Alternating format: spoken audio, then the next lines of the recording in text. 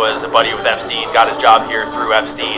I've got a whole big section on the World Economic Forum and Klaus Schwab, sort of the most high profile of them all, and all of the giant corporations that pay into these moneyed networks. There's a couple different types of these secret societies, and these aren't secret societies. These are think tanks that are, public facing, but have these subtle undertones when you start to put the pieces together, that you have the entire corporatocracy buying in, the whole BlackRock network of the world. They buy in, they pay membership dues to the tunes of hundreds of thousands of dollars. That money goes into these events, these think tank type summits, where they come together and basically dictate policy for the world. They create documentation and studies and policy papers and whatever's needed to sort of push the world in the direction that all of this money wants in a global fashion. So it essentially has become a set of rails by which government runs that is written and dictated by the corporatocracy and the oligarchy, and government becomes more and more just a facade for us to bread and circus at more and more every year. And the think tanks are more forwards facing, and it's easier to kind of demonstrate and research and learn about all of that. But the think tanks are composed of all the same people that make up the secret societies, all the same people that are flying to these secret gatherings. Many of the people that are going to places like the island wind up all in these same lists, these same think tanks, at these same conferences. It's a big club, and you're not in it. But if you wanted to get in, you might try moving to San Francisco and lubing up, because word on the street is that that's not a bad way to get in with this globalized tech mafia that seems to be getting awfully cozy with the White House, Congress, and the entire political establishment in DC. So there's that for you to sleep on tonight.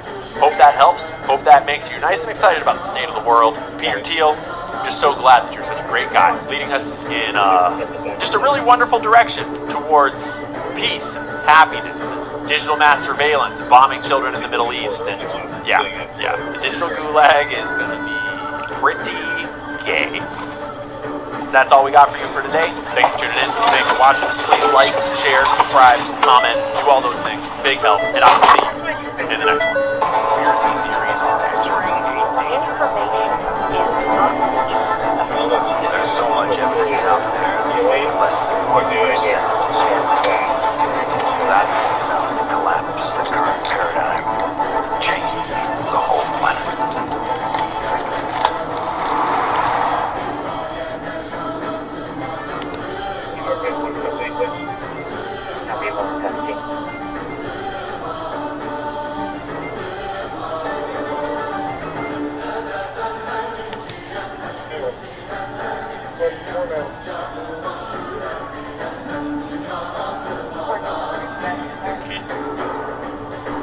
Quite literally anywhere. It doesn't matter how much money you give them. It doesn't matter how much weapons you give them. It really just, if you go to a country and say, I literally pay for your existence, you're doing this, and that's fine, and they say, screw you, I'm not. That's as far as it goes, unless you're willing to go to war with them to try and enforce whatever agreement you just made. But we also get to see that clip here once again of the Cornet ATGM being fired at the Merkaba. This is a Russian ATGM, by the way, that was provided to Hezbollah. That's a little interesting. That's a little interesting. I remember that Netanyahu said earlier this year that Israel has a special relationship with Russia. Does that special relationship include Russia providing arms and equipment to support the enemies of the state of Israel or not? I'm interested. But you see the Cornet making its flight once again towards the burning Merkaba, and then hitting it most likely near to the front of the tank. Kamasha. But that's the end of all the clips that we got out of Israel. The Iranians did not take too kindly to this, and they already started to threaten earlier on in the day that they were going to be withdrawing from all of the talks if the attacks on Lebanon continue. And as the meme down here says, I have one word. Great job, great statement. We then were able to hear, not long afterwards, that apparently, according to MB Ghalibaf, he then stated the following a little bit before our show started. We are acting here in command. The task assigned to us by the Supreme Leader is to pursue the realization of the conditions and causes of the agreement. In the event of bad faith, breach of contract, and excessive demands by the opposing side, we have no hesitation in delivering a crushing response to the enemy that is the U.S. and Israel. They were once slapped during the war, and if they wish to tread that path again, they will receive an even harder slap. And they're riding high right now on that little confidence boost. They got that little being signed that should not have been signed, by the way. They got a little confidence boost from that. Also, by the way, this is why you can't make deals with terrorists, by the way, because this deal favors Iran so much. I can't believe that Iran is willing to mess that up possibly by starting to threaten the United States like that again and potentially starting a war again. I can't believe that. But this is what happens when terrorists detect weakness. They start pushing the envelope further and further until they reach a breaking point, and then, obviously the war starts again. That's what they're going to do. It appears to be what they're trying to do right now. They're also probably trying to see folks inside as well with us, how much they can squeeze the United States. Because obviously the United States is on the phone with them right now going, no, please don't do that, please, I beg of you. And they're saying, what can you give us to make sure that we don't attack Iran and you again? And they're trying to see if the U.S. will give them any more than what we've given them right now. And if we don't give them anything extra, they might just back off and continue on with this deal because it's very favorable to them. Or they might be crazy enough, which I would assume that they are, that if we don't give them more, on top of the deal, which is basically already unconditional surrender to them, they might just resume the war and keep it going because now they feel, because the U.S. has basically admitted it, that Iran is in the winning position. If they keep pushing the war even farther, they'll get even more from the United States. That's what we did with the memorandum of understanding, folks. That excellent deal making that you told us we had no clue what was going on. And Trump tell us always that we don't know what's going on. It looks like they're being proven time again. Yeah, it's like, it's like having a bachelor's degree in the stomach doing this for a living. Really lets you know what's going on. Like, a little bit. We also were able to hear that as a result of this, right before we went live on here, both the Vice President of the United States, which we all know, has apparently couched his visit to Switzerland to go talk with the Iranians. And also, we've been able to hear that the Iranians are not going to be traveling to Switzerland to meet with the Vice President, so they too have couched the talks and will not be conducted. Oh my God! It sounds like it's collapsing on the hour. It sounds like it is. Also, by the way, this is kind of a little funny to me.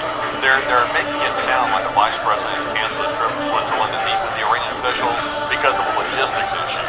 When clearly that's disproven by the fact that the Iranians aren't showing up, because they stated right here in the article from a Middle Eastern news source that Iran is pissed off that Lebanon's getting attacked by the Israelis. They stated that there even before the statement came out about the Vice President canceling his trip. You know, Anthony, you sound like fake news. Really, I mean, come on, dude. You gotta be a hardliner for the current people. You just gotta say that everything they're doing is the best. Like, you know what, folks? When I heard they canceled this whole trip to Switzerland, they did it in the best way possible. They got someone on the phone and they called up the Iranians and they just cussed them out, really told them what for.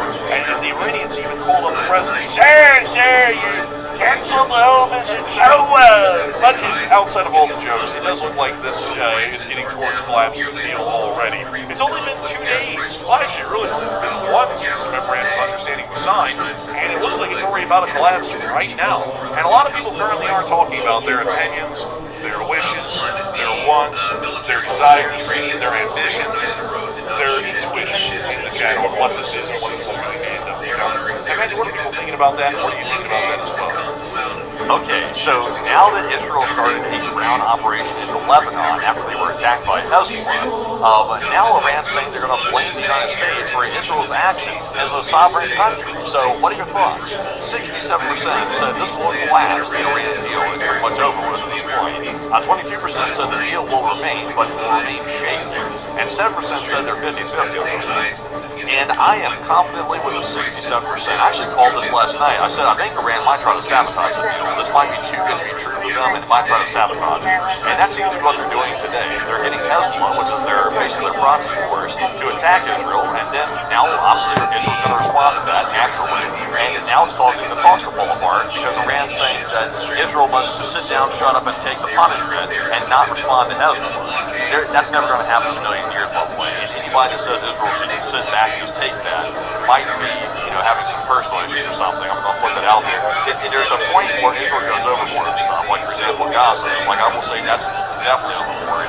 but we can't sit back and start taking a position that's absurd and saying Israel can't defend itself. That would be absurd at that point. So I would say this will collapse the Iran deal. I think Iran is going to push the envelope on this. They're going to see if the U.S. is going to bend or break on it.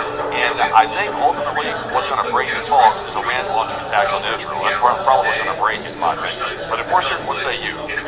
I have a feeling this probably was going to break the talks as well, but there is also the high likelihood, folks, that right now the Iranians, and I said this a little bit earlier in the announcement, but the Iranians might be trying to squeeze the United States to see what they can get out of this, because right now the U.S. has admitted yesterday that we are not winning the war in any set of terms. Let me make sure to go get that really quickly, because I know someone's about to say, you don't know what you're talking about, so let me make sure to go get it so that we can get the hard hands folks, in on the story and let them know they won't matter. But I'm still going to do our due diligence to cover it properly. So let me drill down here. Well, I'm not really sure why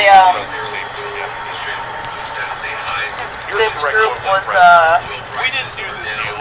running from St. Paul. They're very young. The first names they added in there is born in 07. Your market would have, instead of going up, would go down at levels that nobody ever saw before, maybe except for 1929. So that was the minutes of the VID yesterday. That's flat out saying the Iranians had us by the balls, we're losing the war no matter what. That's what that means. Like, he didn't say we were losing the war. Well, that's what it says. I don't know if they were just stealing and they saw St. Paul and then decided to flee, but what it means. That means that we were going to lose this thing. So we've now admitted right now that if the Iranians restart, I don't know, but they got them. They got all four of them, so. We just accept that we're going to lose that no matter what. And so the Iranians know that that's what we're thinking now, because that's what we publicly said.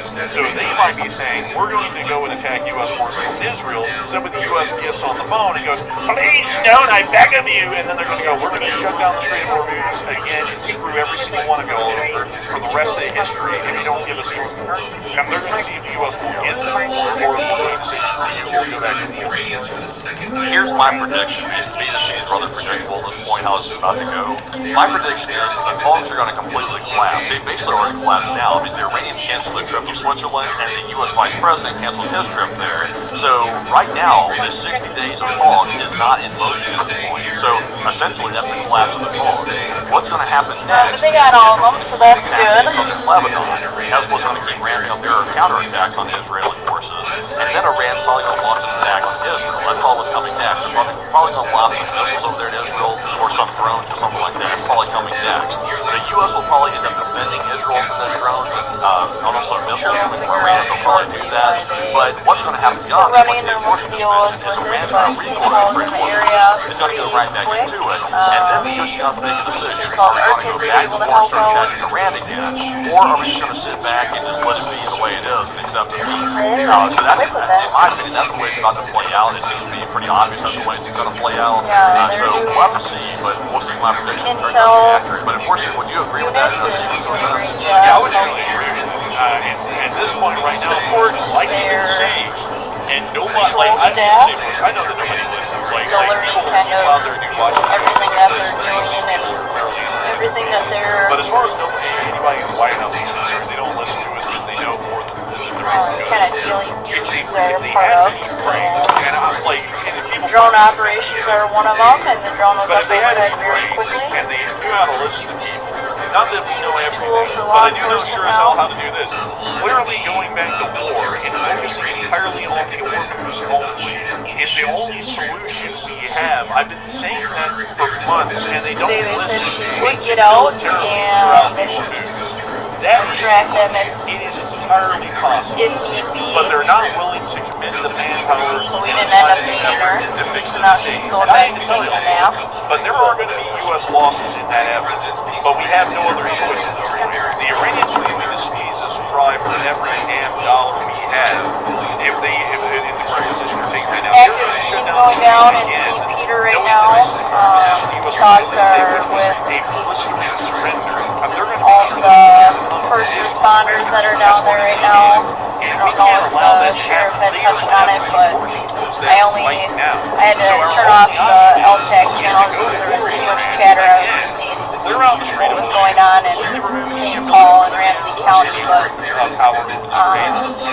what I read online, there was a vehicle pursuit started by Mankato police, and at one point the guy had fired rounds off at the cops, and one cop was struck in the arm. So take that for a little bit of a grain of salt, because that future, because this U.S. administration doesn't have any ability to understand so take that for where the hell they a little bit of a grain of salt, because that's me reading it on the updates on Facebook, not hearing it from Well, also, by the way, the actual radio channel. But either way, the scene is still active and ongoing, and oh, look, it's all good now. They have not moved any of the forces away from the region, by the way. They have lifted the blockade, but all the ships are in the exact same place that they were previously. They're simply letting the ships through, but everything is still but yeah, exactly where keep it your was when the war thoughts was for everybody involved down there. Like I said, all the first responders, they still haven't withdrawn the families that are forces. involved, So I think that's the kind of telling neighbors, itself. anyone in Yeah, the community that's affected by that. So. Don't you understand? We're running out of oil. The economy would collapse. But do you not understand they're about to shut it down again anyways to squeeze us even harder for more? Like, we're already giving them basically $600 billion out of everything that we're giving them, including the $300 billion in reinvestment fund. $600 billion out of our pockets or out of other people's pockets to a terrorist regime because we got into a war that the current administration was not smart enough to actually fight properly. That is a situation that is already horrendous. They're now going to squeeze us even harder for more than $660 billion.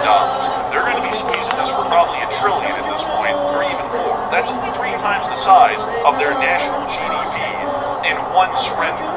Why in the hell would we ever go, let's just, appease them now and give them what they want and just pray for their mercy, which they're clearly not going to give because it's a radicalized, indoctrinated regime which looks for the destruction of the United States. And let's hope that the country that absolutely hates us and wants everyone here dead is actually going to do right by us and keep the trade open and give them $1 trillion. That's not everything. I'm making another Like, that's coffee. in no world will that ever happen. Restarting the war is the only hope in hell that we have, and I wish that the administration would understand that and follow through with that mindset. It's the only one that will ever have a chance in hell. Outside of that, We may have missed while you're out of our car. Sorry, actually, this is yesterday's map. I just realized, I was like, oh, that's weird. It's purple. I was like, that's for yesterday. Oh, man. You made your report yesterday. Yeah, well, moving us into yesterday's news. But moving us on out of the Middle East, since we've covered this about the best we can, it is time for us to move on and There hasn't into been much going on Europe. in We the actually have some news country. coming out of Europe. A lot of disorderlies.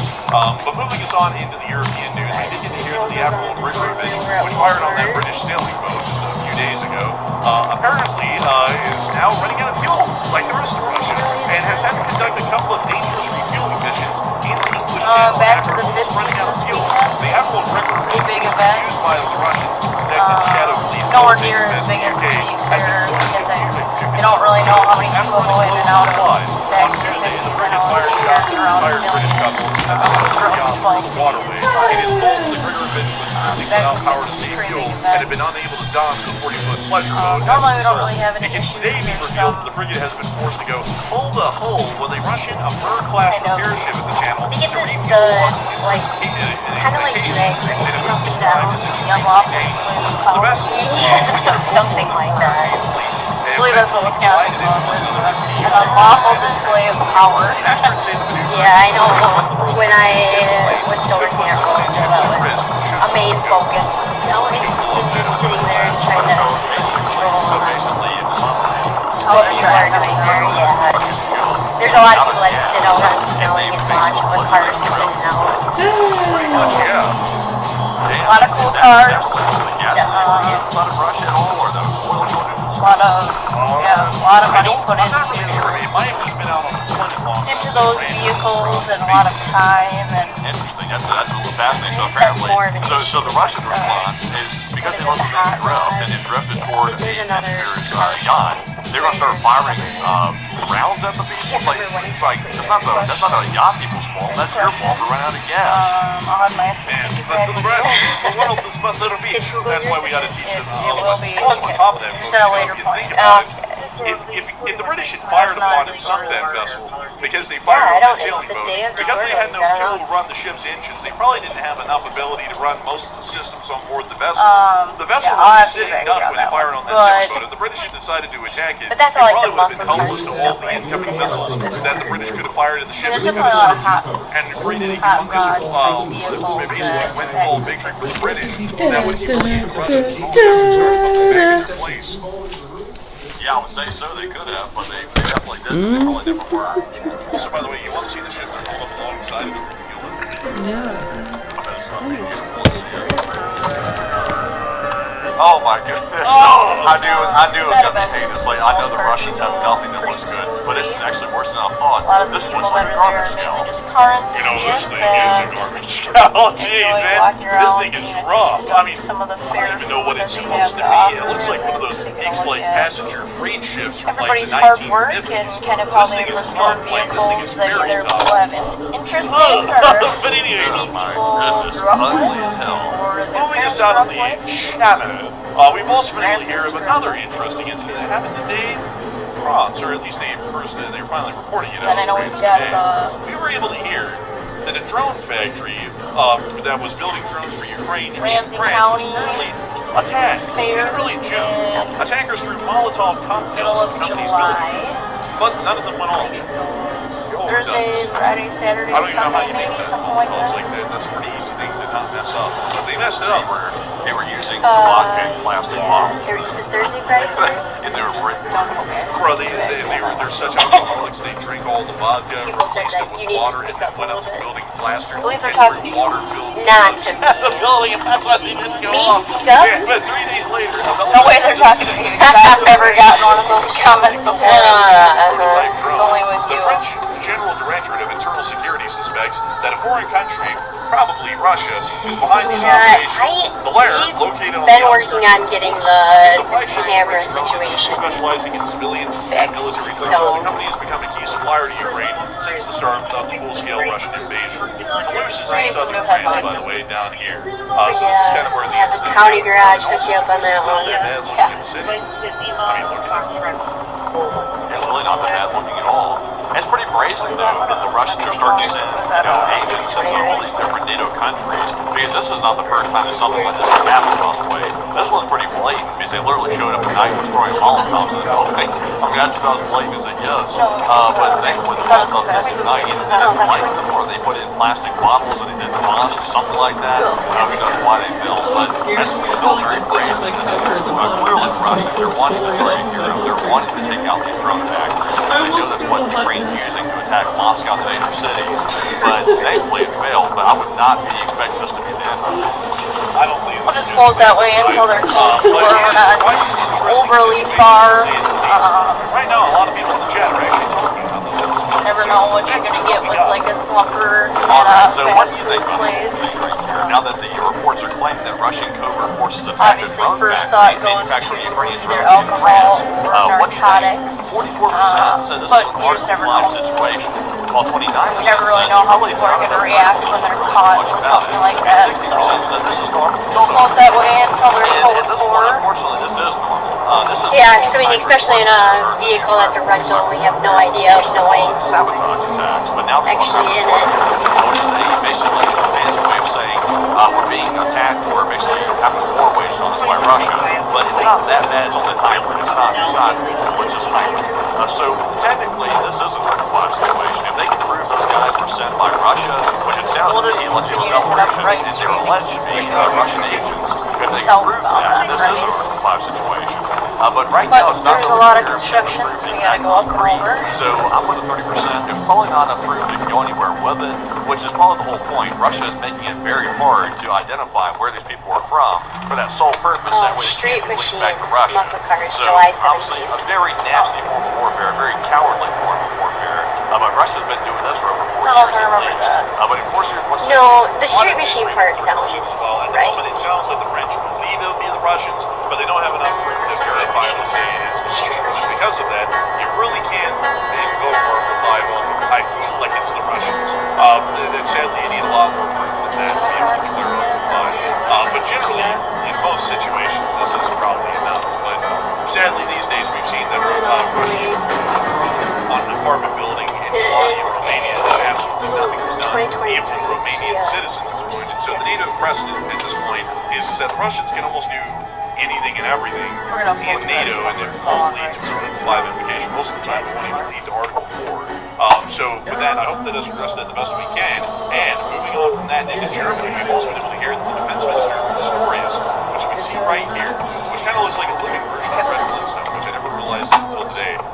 But according to Defense Minister Pistorius, he stated that Germany will allocate an additional $200 million for tank-free interceptor missiles for Ukraine's Patriot systems, on top of another $200 million through the Pearl Amendment. Yeah, a lot of construction on Rice Street. So much so that I don't actually know where it's open and where it's closed. So I'm just gonna have one game. I know that it is open north of Larkiner, and that is a safe bet. So that is just moving us on out of that good news from the Germans, it's time for us to get on into the rest of Ukraine's drone attacks that have been conducted. I also know that it is closed north of Singapore. No matter how hard I look, So anywhere between Singapore and Larkiner, we are not going. there wasn't a single clip. Finally remembered that university's closed. I've been getting off my face for the last 2 Lack days. of video and picture evidence that the front lines remain status quo. And so that is our entire summary of the front lines over the course of the past 24 hours.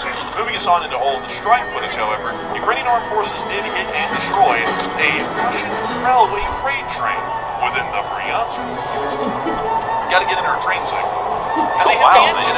They want to know about the 81 Monte Pretty Carlo. impressive hit, really. Oh yeah. Well, Very fond memories. first and foremost, it is too new to be a Back to the 50s, so I do not think we need to talk about it. Yeah, some rail fans in the train services. And there it is. That is the engine That's type. These things are hideous. It's I still hate funny. these so much. It is still Honestly, funny. folks, I hate Russian trains. Really hate all the Eastern Still European trains, funny. like Ukrainian ones. That car was posted up for sale on Facebook Marketplace. Yeah. Sometime last year. Might have been 2 years ago now, 'cause that was probably 3 years ago. We should have bought it. Just Just like for the memories. memorabilia. Yeah. Just for a good giggle. Got nowhere to put it, but we're gonna buy it. Yeah, that was a good memory. You know, it's okay to admit when you've been beaten. Yeah. I don't like admitting to losing, because I don't like losing. Yeah. To a certain degree, trains But are built very solidly. it's okay sometimes. So it's kind of hard to let that ground just take it out. But for anyone that doesn't know the story, Long story short, I got dusted by a 1981 Monte Carlo. yes, that thing was I did find it, I did tow it, and I did seize it. And he did get it back. He did get it back, but he was arrested and charged and convicted of that plea. So, can't believe he got rid of that. Rails did and not steel lose. wheels on trains are largely frictionless. The way Alright, the they increase are tractive effort is by adding weight. The weight forces traction on the rails, which is what gives them their pulling power, or what's called in the railroading world the tractive effort. Most of the weight of a locomotive, however, doesn't I'm not the sheriff, I can't just park wherever I want. The body of the train actually kind of does on the cab. Because I mean that in the most respectful way. actually requires for the cab to have a certain thickness in inches. He's allowed to. Protect I'm not. collisions with rail cars that line the attachment tracks and whatnot for safety reasons. But most of the weight is actually down here in the lower part of the Partners frame. hard at work. The axles, Yeah, I don't so see that, in the actual, I guess you could dark say, little frame sedan. that everything else is built on top of. Looks like they're still plotting. Up here at the top, here's the engines and also the cab, at least on the sides, is actually They actually made have with lighting large here, so- cars. I believe it's only a few. Looks like they're gonna get him So out. if a drone flew into They're one of patting these him from the down. side, you can They actually like knock to one do out. You can hit the fields. prime mover and destroy it straight through the side plating. Make sure it's not a medical. Yeah, I didn't really know that personally. I thought these things were basically tanks. I know the glass of these things. Like All if the you're things. wanting to be anywhere during a tornado, being inside the cab of a train is a pretty good place to be for the most part because you really can't flip it over. It's too heavy. The glass is pretty well reinforced, and also it's hard for stuff to get through the steel in the cab. So I knew that, but I guess maybe near the exhaust, and that looks to me where Ukraine hit was kind of near the exhaust of the thing, it looks like. So I guess maybe it's then, like you're saying, maybe it's how they're able to get it. Let me see here. I need to see if I can show you all one of these hideous things that the Russians That's did. some This good is it, lighting actually. there in This the is it right McDonald's here. parking lot. You can actually see that like the frames are built very similar. see It's other very headlights thick, that are- very sturdy, and also with a great deal of weight built into them. That's really the reason why they're thick and sturdy. But if you look at that side plating there, they actually have to put these flues into it because it's so thin. And the flues is what gives it a little bit of its structural integrity, kind of like cardboard, the same way it's made. So if a drone hits that, especially with any sort of larger explosion, it's going to punch straight through that side plating right into the prime mover, which is the diesel engine, which gives the electric motors the power to run the engine and knock that out completely. So you can actually completely destroy a locomotive pretty easily if you hit the shot right on the Yep, side so of the you can see they deputy did. running in Once they figured that out. through the It first certainly part does. of Quite field happy to see sobriety it. test. We also were able to see the highway checkpoints for getting hit throughout the HGN, otherwise known as the horizontal gaze nystagmus. Look at this. This I also got to say, this is kind of fascinating. The Russians actually have knockoff Pesco walls right here. I've never really seen that a lot before. Yeah, it kind of is a bit of a knockoff, I would say. Yeah, it's kind of wild. I've never really seen that much, so that might be one of the first times I've ever seen that in the war. You see the little door there flap opening a little bit, and now they're just waiting for it to open. And look, they opened it right on time. Well, who's that, Bleed? God, stupid. so yeah, the stupid. Why the hell they HGN don't- it's not first like a drone test knocked on the door. It's like can technically you be can done clearly hear, either like, the only sitting thing in a that's making car noise on the drone is the or motors on standing it. So why the hell would outside. you hear a drone motor and then open the door? that guy won the Darwin Award, literally. Wait a minute, you hear a buzzing noise and death outside? Let me open the door and let it in. It's not like the Russians are going to be sending a drone. to the This door. test It's like, specifically what do they is think of us as something supply that- drones? Like, Unless you the Russians are going to pull have- up a supply drone to your door and just like sit out there buzzing. It's like stupid. Bro, they literally landed Pre-existing just medical seconds later. The guy said, conditions. hello? There's his head right there. Look at him peeking out the door. Stupid. pre-existing medical conditions. Oh my god, man, got everyone into this whole crew It is not wiped something out because of that show, man. That was honestly crazy. We also get to better see satellite at, footage, essentially, folks, finally, more from practice the or, beach, showing us the damage of that attack that happened about a week ago.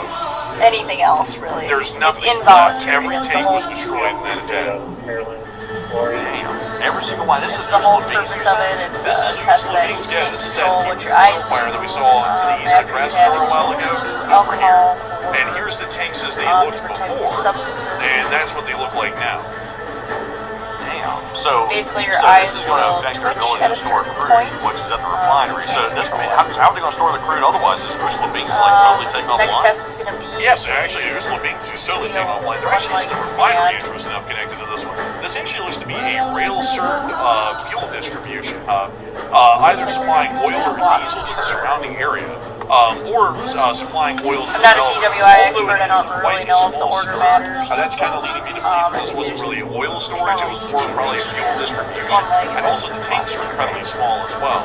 And I don't usually think crude it is held in much larger tanks. So to be entirely honest with you, either let's way, just put together all the facts here. you can see the deputy there giving I think we have to instructions kind of of change exactly what what this to is do. from an So oil they'll give depot instructions, to a they will fuel demonstrate distribution what to depot, do, which is a and little then bit they'll ask if different. there's And to lay out the facts, the tanks are any fairly questions small. We can also or see that there's a truck access here, right here, the old eye for the twitch. loading of fuels onto the Different trucks, eye which is usually seen in fuel distribution hubs. Once not again, the that- tanks are very small and not like the diameter, and there's like also a upset with you eye rail-served twitch. spur right Side to side eye here. twitch you Several can't tank control. crossings I don't think it's and a unload twitch. into A the jerk? tanks. So I think this actually What would is you an describe oil it? distribution, like an oil depot. I think It this is a was a twitch. fuel Yeah, but when you said it like that, it where makes they me would laugh. bring in diesel and gas by rail, unloaded in these tanks, and then whenever a gas station nearby I don't needed know. Is that gas or what you diesel, said it to me? a They fuel all truck eye would come in. twitch. load it, That's the way that I'm saying. That's the way I'm go reading back to it. that gas station. So that looks to be what was destroyed. Doesn't matter how he I said it. guess I'm, Ukraine that's is right. now Russia's ability to even store Well, crude. just you know, Jeremy, that's what you Then sound like. it doesn't matter how much crude they bring in, Right, importing I'm reading wise, it. like they can import as much as they want. They Anyways, won't have anywhere to store it. They'll the have to keep it deputy on will the then, ships. And I'm sure like the I ships said, aren't going to be too happy give about verbal that because they got to instructions, go back and give start a selling visual more and transport demonstration. stuff elsewhere. So And that's kind of a then, strange situation. we'll ask if there's any stored questions and or it's going to start getting the produced person more and who's more. going And through also on these top of that, like for this one in understands particular, considering that it's what's housing being gas asked and of them. diesel, If they have any questions, I guess every gas station again. relied on this thing for gas and diesel. It's just out there run out of luck. There's no distribution then, hub anywhere nearby. by anymore. they'll essentially re-explain it to them, re-show them, that's go an through it interesting again, ask pickle if to they be in. understand. If there's, So not only you know, if is the there a person's lot kind of of being a extent, jerk and that just not going along with the program, then you don't really need to So really wild stuff. This necessarily explains go why they're through having all such a of bad them, fuel but shortage for sure. typically it takes just kind of one to maybe two times of This is like explaining the it. surefire proof right here. The gas station is literally right outside, and it looks to be connected via pipework right over there with the actual fuel depot. At this So point, gas he station is looks, literally connected just straight from the into one that I've seen, looks like And he do we is know not what passing Libby fields, was and as you can actually see, all of them servicing? people Like, kind where of was around the him. next major city near Well, he's going to Phoenix tell that him would probably he's been under servicing? arrest for maybe Krasnodar, or it might have been operating a servicing this vehicle general region, while small under the villages out influence, there along the highways and and now stuff. he's being taken into custody. And we've heard about gas shortages in Krasnodar, haven't we? Oh yeah, like, there's been huge. They basically run out. Yeah, so that probably explains it right there. So very interesting. Yeah, very interesting for sure, and also showing the depth Our and scope of overwhelming this damage support that was here is caused done. by that one attack. Moving us on out of that, we've also been able to see additionally that within the Sebastopol area there has been reports of attacks on Belbek Airfield, but that's kind of understating it. Here's the list of all of the attacks that we've seen on Crimea just tonight. Well, actually, let me get to the map. This is the map. Sorry, folks. So, we've heard of attacks on Dezhonkoy, Yevpatoria, Arvitske, Simferopol, Katya, Belbek, Sevastopol. For our policy, all of we one have night. to We haven't got tow any every video footage vehicle that's of these involved in a attacks yet, but DWI. considering these attack reports are You always never reliable, know we can't what really they're handle gonna- this more yeah. ongoing and have They're gonna end up and we're going just waiting and for the damage reports and video and picture take evidence to come license out at this point plates. to be able to show you all what That's has been hit, hard to what do kind of with damage it, was caused in Crimea. Car is not The there. Ukrainians are trying to go hard in on Crimea at this point to try and cause as much damage as possible. Now that the situation has become Yeah, quite literally and I don't desperate, know off the top of my head. all the remaining I have to forces use within that area. We've also been able to hear that this is a part of a larger drone campaign that is being conducted against the whole of Russia once again tonight by the armed forces of Ukraine and their autonomous drone forces. And we've also reported further drone attacks on the highways, including this one here, which blew up another fuel truck. 769. Yeah. Is that what it They were just, what the? is? 769. Hey, this lady's really getting emotional about this. What, she have a stake in it or something? But yeah, kind of interesting. They were just kind of interesting how they were just like filming Rise Ahead. No, they're Man, you know, I think they probably saw it coming. Like, they probably heard it and went, oh, let's get it filming. But man, that thing blew up like ferociously at the start. I mean, look at that. Dang. Yes, man. They probably needed that fuel to get down to the liquor store. Man, on the way to the liquor store. Let's offer that into Mariupol. We have also been able to see that there were attacks conducted on Mariupol. Hey, backseaters. I hear some crackling air defense fire. You are back with me, and I have the Rev with me now. I think I'm about to see the morning sunrise early. There it We're was. gonna head downtown. There's a couple fights going on downtown. Okay, there's no sign. Hello, backseaters. Another clip. And Rev has been very busy doing outreach work, And also apparently some helping out. Why don't you give us a little summary of what happened this week, Rev? moving us on. You were working on. I know you did a bike rodeo, right? Yeah, the bike rodeo today, man. Shout out to everybody who came and helped.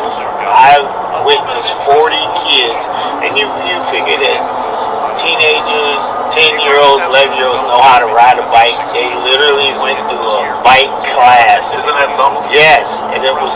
And then all of a sudden, I saw 2 or 3 elder people, older, want to get on the bike. They put the helmet on. And so instead of One went down and got right back up and tried again. I said, wow, it's really making a difference, giving the families something to do. Well, bikes open up a whole new world. Yeah, You know, you get around so much better. and I mean, just all that is happening on Wright Street, on downtown, it's growing and it's expanding. I want to thank all of you who come out and help us. I even had the honor of going to a young lady who comes out and volunteers. She graduated. Remember I told you last week from Centennial. I went to the graduation. Wow, she spoke at the graduation. Oh, really? What school? Centennial? Centennial. She did a wonderful That was the last one, right? Yep, Tatum Knox. She did a great job. We're proud of her. Yeah. So Yeah, if Rev can get free, he'll come. I love supporting the children. So if I can get free, I'll be there. You'll look up and see me. That's cool, Sadly, Yeah. Thanks for doing that. Okay, I was about to say, It's just what we like to do. If I wasn't going over there at Frogtown Community Center, keeping the peace there, Well, yes. that's the right idea. Yes. I mean, I will say, And we've got a good team. We have put together a great team. You have put together your leadership team. Guys that work together, guys that get along is great. And I mean, I saw Michi's post the other day where he was riding the bike, passing out popsicles. Man, he was, and I like the way they did the capital campaign does a nice job with Facebook posts. Well, they're amazing, but unfortunately, people don't know where to. Yes, please go to capital area Vitality. Like and share that page. Whoever's doing that's so amazing. I mean, you see the pictures and wow, great stories about all the people, the civilians and the sheriff's office that work in that building. You see Cleo, Johnny, Darren, Haku. My goodness. He might be the littlest guy, but he can play that sport. He be kicking the ball and it was about he brought 20 kids with him today. And everybody got their hot dogs. Marcus on the grill bragging about his cooking abilities. So you think you'll have a grill at the county fair? Well, that'd be Do that? yeah. I don't know if we can do that since the vendors are selling food. Right. Maybe we do it after it's over, at the end of the night. You know what I mean? Right. As a little, all the backseaters. All the backseaters can get a Yeah, hot at the dog. end of the night. Another 3 bupkins. That's not a bad idea. Gillette. Let me tell you about Gillette's son. Have you followed him? Daryl Jr. My goodness, he might need to get in the bass league or something. He's out fishing everybody. Really? Oh yes. John Hughes kids won some. Yes, some look at that. fishing tournaments too. They gave me a bunch of crappies because they didn't like the black crappies or something. I don't know the difference. I eat fish. But yeah, we have some nice. We might need to get a fishing contest and a cribbage Well, my wife contest. says we should do that next year. We should get the backseaters to help us and get a fishing contest. Yes, I think that'd be fun. Yeah, a bunch of boats, fishing contest. Fishing contest, and we gotta get a cribbage contest because I got whooped so bad. I haven't played since Moody Beach. Now, and he hasn't made a speech during that whole time. We're running into a dry spell, folks. He needs to come out and make a speech. yeah. We are on Arcade Street. I think we're on Arcade. Yeah, Arcade going south. And I gotta say, We're gonna have to detour because there's construction down here. I don't know how that M&H handled it. We haven't been to M&H for so long because of the construction. 2,000 people are still here. 2 hours into the show, and I hope you all been enjoying the news every single Your team's doing amazing work. here on the street. Yeah. And 5182 there currently at the front end for the you okay? And we're going to be addressing the Super Chatters first and the Live Chats second. We hear that because the people on the Super Chatter channel are the ones who actually keep the secret. We don't have any like background. Adds up 615 camera right in your backyard. Right. Shots fired. So it's big things to them. Shots fired. 615 Capital Boulevard. That's right in the capital area vitality district control area. We do want to make sure to get to some news that's apparently coming out right now. I'm going to assume probably in the Middle East. What do we got, Matthew? Okay, so it looks like the Pentagon has just come out and Slide over there ourselves. that they need to cover the cost of the Iran war. So far, we've been working with estimates about this, and we've been quoting $100 billion as an estimate. The Pentagon is now claiming, and this is according to appears to be AZ Intel on Twitter. Well, Marcus has me. I meet with The them. Iran war, as well as other Marcus and Marco. war-related I bills. saw a picture of Noah. You know him? Noah, yep. Good kid. Good kid. So, I was out fishing with some of these city kids, and I appreciate that. Noah, thank you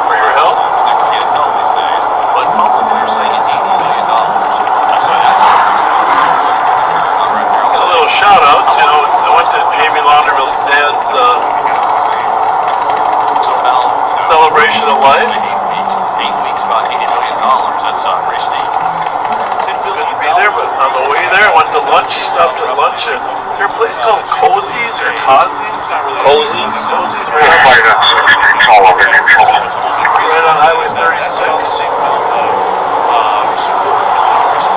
I walked in the door and a young lady kind of acted surprised like she knew me. I thought I knew her because she looked like one of my son's classmates or something. And she said, "No, you don't know me, but I know you because I watch you on Live on Patrol." And she said, "But my sister watches more." I didn't get her sister's name, but there's a waitress there at Cozy's, a very nice young girl named Maddie. Maddie. Shout out to Maddie and your sister if you're listening. Our waitress was a woman named Elsa. Elsa. Not to be confused with Elsa. Frozen. I think she was born before the movie. I don't know.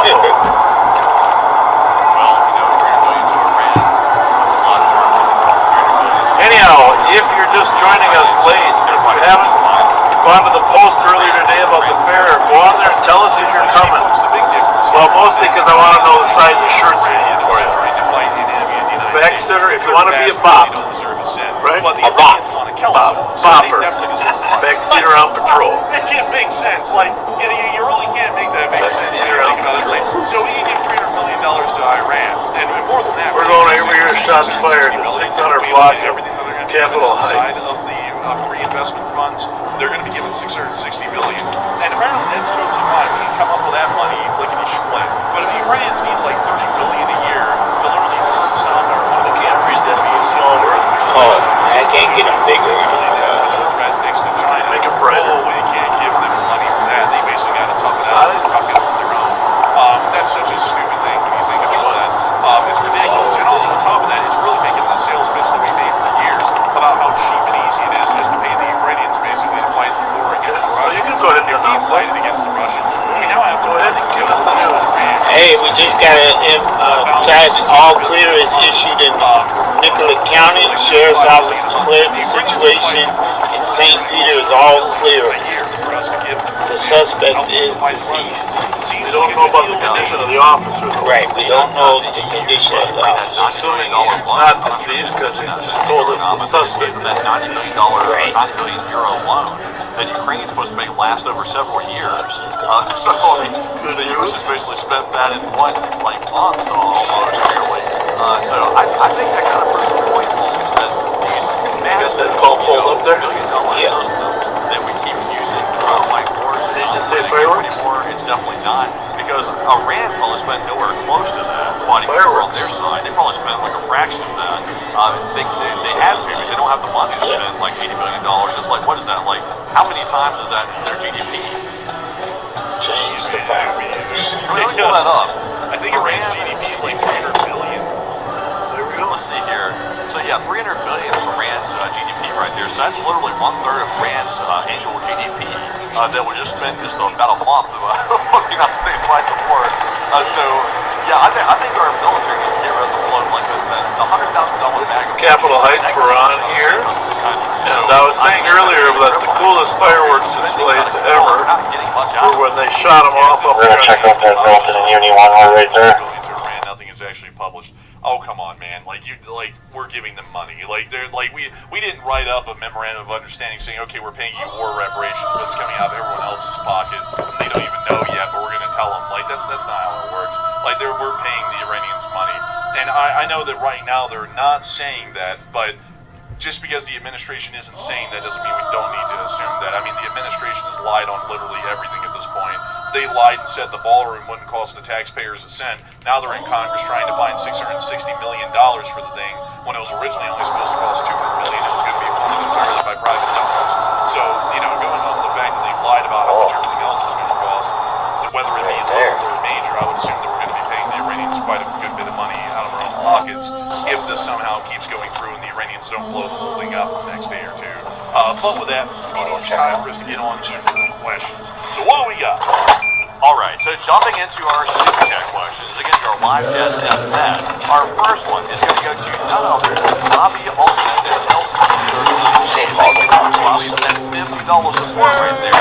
And that is the largest super chat of the night thus far. We can appreciate you very much, Bobby, for helping the channel running yet again tonight. And of course, being a long-time channel legend. And of course, what say you? And I gotta say, humongous thanks to you for support. Help this channel keep it running, Bobby LC39. And I gotta say that folks like you help us to make this thing possible and help us to keep this thing running. You didn't throw in a comment, but your support says a lot. And it says that you want to help us to stay on air. And we're greatly appreciative of folks like you who go out of their way to support a channel that nobody has to support. So that way we can keep buying the bread and the butter and keep the lights on and keep paying the bills. So that way we can keep getting on the show every single day and spending quite literally full-time hours, more than that, every single week to keep this show running. So huge thanks to you so much once again. I hope that does address that incredibly well. And with that, we're on the next one. We also have here a $20 support from Tom Exman. Thank you very much, Tom, for the 20. And he said, can we see yesterday's flying oil tank saucer line again? It's got to be counted as a new class in tank toss. It's part of a tank Orville Red Bunker, so be proud. You know what? Let me see. Let me go get that map from yesterday.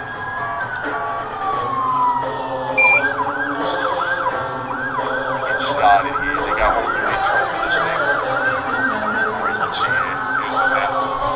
You want to see it? You want to see it, don't you? I actually don't have it. I don't have it on the map, at least, sadly. I think we were covering all this stuff live last night. I really wasn't putting a lot of it down on the map. So, let me see here. Yeah, sadly, I don't have it on yesterday's map, so I wouldn't be able to show it. I think we have it on Twitter, though. Andy, can you find it really quickly and see if we can watch that one again? Let's see here. I should be able to spot it real quick. Let's see if I can. And yep, I just reposted it right now. You can go take a look at it. Let's take a look at it, folks. Let's take a look at it. Let's see. Oh, there we are. This is actually from a distance. I've never seen this before. New POV. Let's take a again.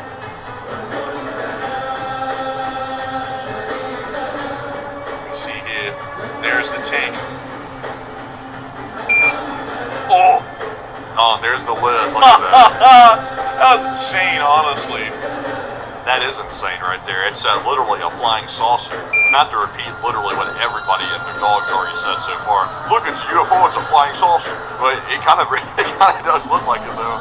I want to go back and watch that one today that literally showed the missile flying into it. Let's get that one again and show it. And here it comes.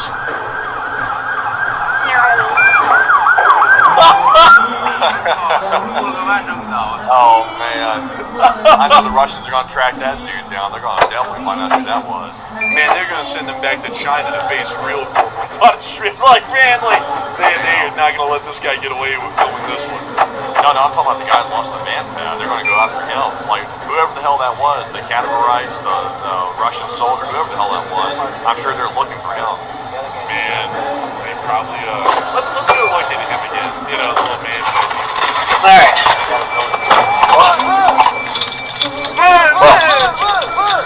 Well, it was determined the male half for one jumped out of the window. So, seems like alcohol is playing a factor. Good assessment, Gil? That's for sure. They created these photo of the thanks to these stupid people. Now, also, let's watch that other one. The one that didn't really turn into anything, but it was still hilarious. Let's watch this one, too. What was the next fight? Bonus clip here. They're doing the complete opposite way. You know, a question we haven't asked so far, where did these guys even come from? Like, did they That was a little bit of pain. drop them off on the highway? Or Pain, or but were they standing liquored on the up, highway so liquored up, waiting for so tomorrow. Yeah. I think these guys are a part of the mobile fire group, Sixth so they Street. actually just kind of like drive into Pain. position Oh, wherever they need we're not to gonna go. make it to that one. What you got? I think that's why we're seeing like near to all of these Sounds clips. good. There's like a little delivery van sitting around. Let's see here. Let's get to this one. Gravity. Let's see when they turn the camera around right here. I think this little shitty van.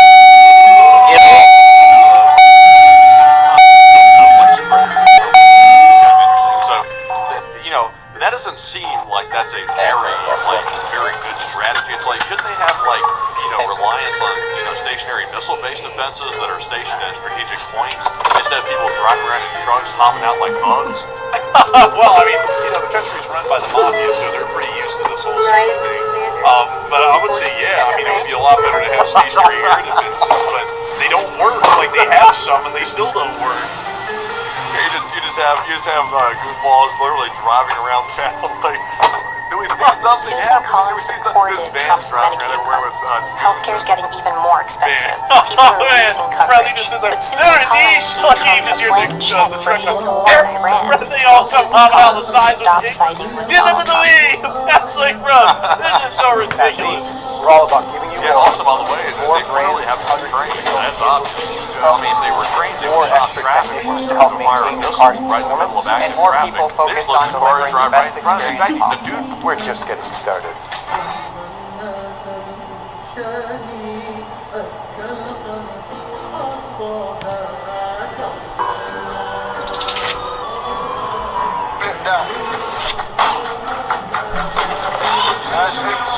Ultra fit, with room for your toes to crush your run, not your feet.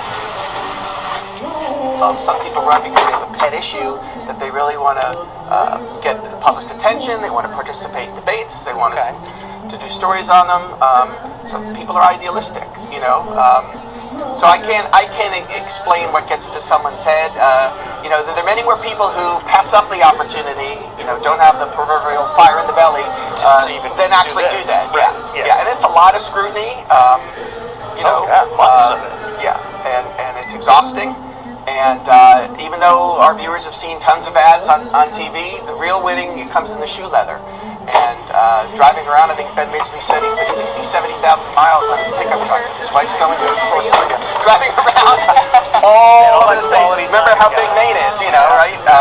And a lot of private meetings, private dinners, party meetings, caucuses. And most of the time we're not in the room. Most of the time we're not invited.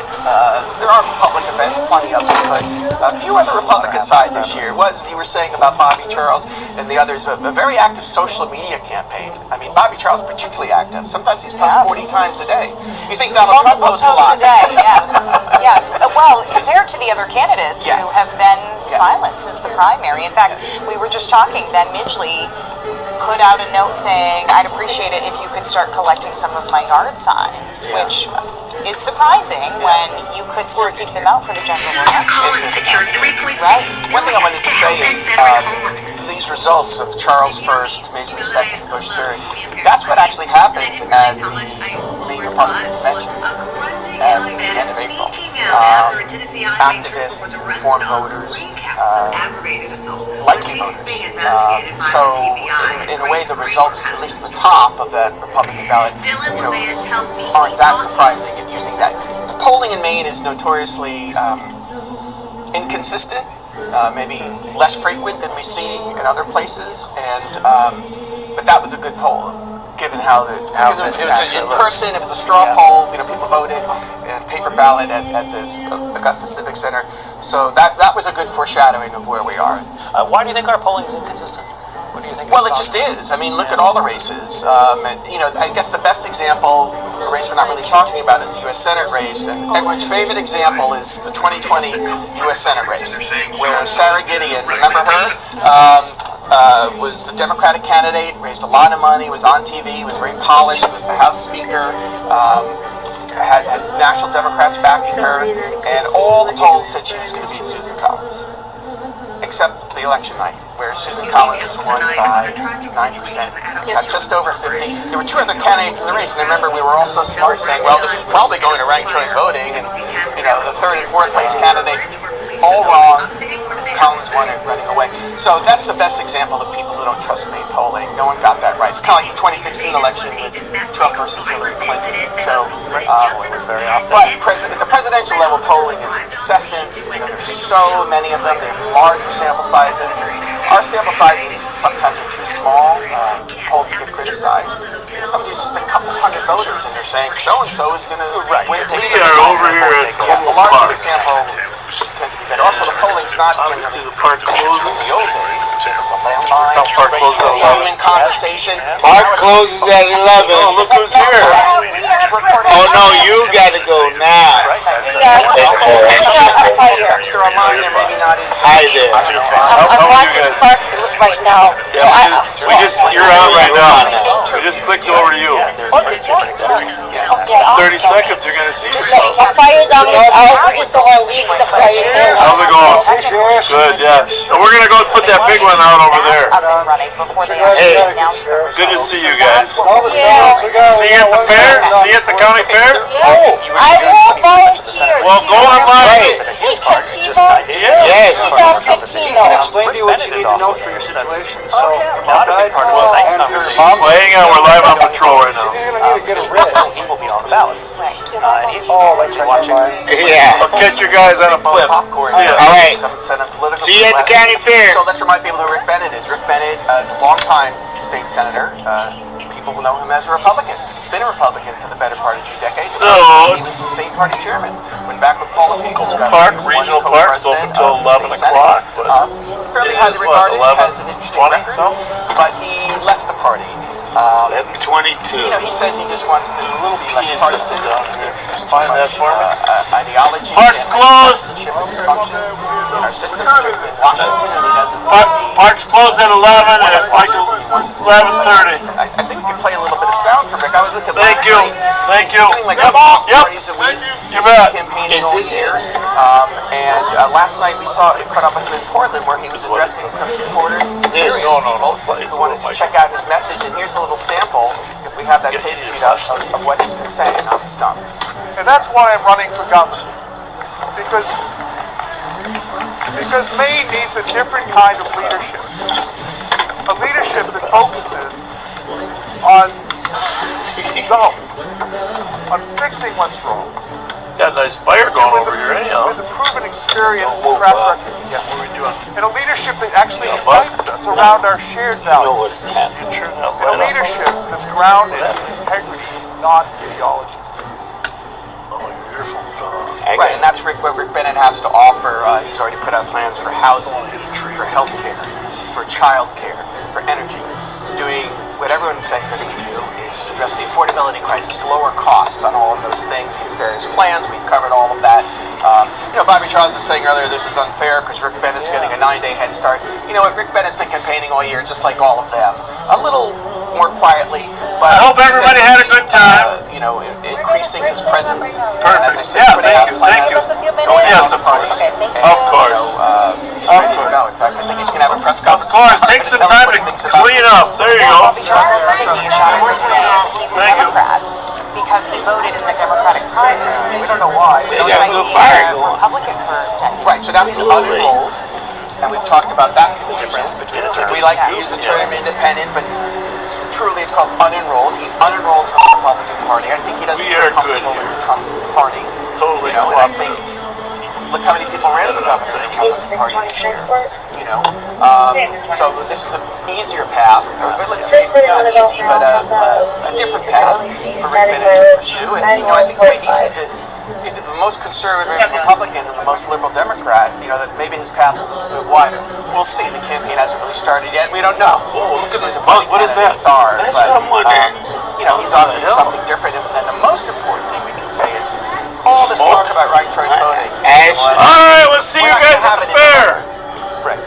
That's going to be a plurality. Yeah, make sure you respond so we know what size t-shirts you need. So can Maybe someone she? wins 35%. I Yeah. guess She's Yeah. If she's with you, she can help. Okay, cool. All right. We won't have a majority governor in the fall. I don't expect. I could be wrong. Someone could just. Yeah, not bad, not bad. I like it. I and 50%. I was just watching you required. guys. Doesn't require. Yeah. Small world, huh? We lost a good time as the fire was In a going situation down, like so that, I that independent can either take votes It felt from the nice and Democratic We always will let. relaxed. Yeah, we let. It closes at 11, but we let people take time to clean up. Right, but we should remind them, but I don't want to. Well, some parks are 10, but the regional Okay. parks are 11.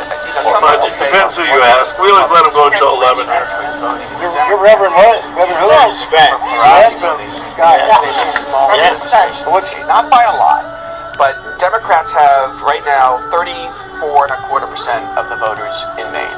They're the largest by at least 5%. Republican Party is actually not even second; it's third. Unenrolled or independent is second by just a little bit. That's 31 and 2/3% in the state of Maine. Republicans have only 29.9% of current registered voters in Maine. So the pool of Republican voters is a little bit smaller. And as we said, in this primary, only 126,000 gubernatorial ballots on the Republican side, 215,000 on the Democratic side. Right there's a gap of 90. But overall, the difference is about 45,000 in registration. So Republicans have that disadvantage, and in theory would have that disadvantage in a ranked choice runoff in a general election. But they have their other reasons for not liking it, which we've heard Bobby Charles and others talk about. And presumably why both parties are so focused on trying to get that unenrolled voter. Independents decide elections. Huge number. Yeah.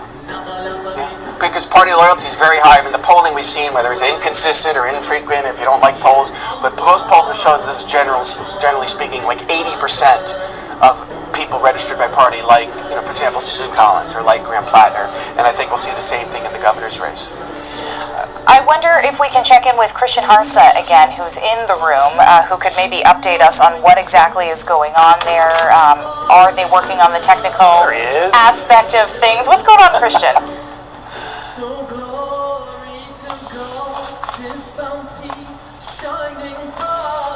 The computer. Is the stream working? Hey, we need to talk. When you're driving, we're watching. We see you glance at your phone or touch up your makeup. You always say, Pay attention. so why don't you? We appreciate you driving us everywhere, but we get worried sometimes. Our safety depends on you. Depends on you. So think about us in the backseat. Think about us. And drop the distractions.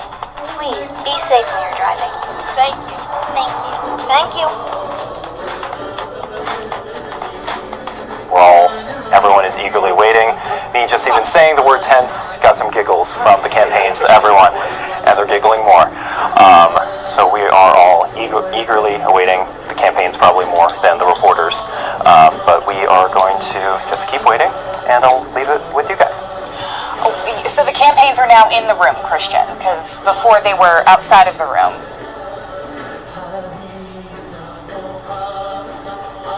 Ones that are not in the room, I think pretty much everyone is represented here in one way or another, and if they're not here in the room, they're watching on stream almost certainly. To that point, Christian, if you can still hear us, you've been following this multiple days now. Describe for us a little, if you can, about who's been in the room with you for all these hours, all these days. We know at least some of the campaigns have had a designated representative sitting alongside this process all week. Yeah, I think you're going to see the most representation from the Democratic camps here throughout this whole entire process. This is day 5. I've been here for 4 of those 5, and you saw some of the Republican candidates send a representative, but pretty much the entire time that this has been going on, at least that I've been here, there's been Democratic representatives, those from Pingree, Shaw, Bellows, Jackson. They've been here throughout the entire process, whereas we've seen Bobby Charles' campaign representative here occasionally. Bush has had someone here pretty routinely, but it is really those Democrats where it's such a tight race with 3 of them within just a few percentages, and Shaw leading the pack, but not by enough to win, obviously, on election night.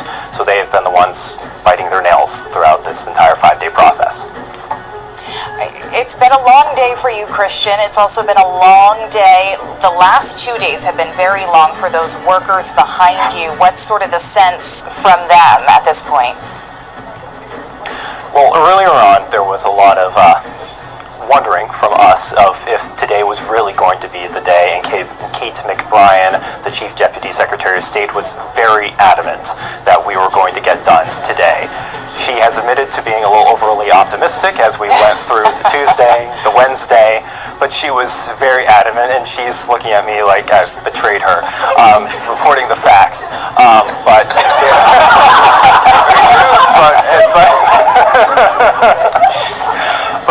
she was very adamant that we were going to get it done today. We did blow by the 11:30-ish 2-hour window. It's now 12:30, but we are going to get them, I guess now it's Friday, but we are going to get them before the workers go home for the holidays, what I've been told. Okay. officially Friday. Thank you for the reminder on that one too, that we're at the 12:30 hour. Can't forget. That's right. All right, Christian Harson live for us in the room where those tabulations have been happening, obviously, for the last 5 days, and where it sounds like we continue to get closer to waiting to see those results. And you know that room is on the other side of Christian, behind the camera. That room is packed. People And also even watching him. on either side of him, we've gotten glimpses of other reporters, other news organizations in that room just anxiously waiting for this. Yeah.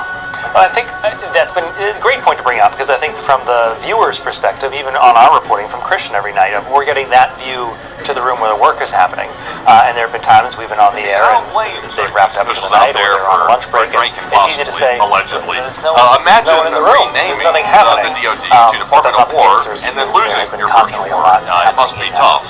Also, by the way, not only is that tough, but also throughout the day, the Department of War put out a poster today saying increased mobility. And then some people put a community note below and said actually they're not tough. They give away what's going on. Now we're going to show people that real quick. It's actually kind of whack that got put on there. This governor's race, that governor's race.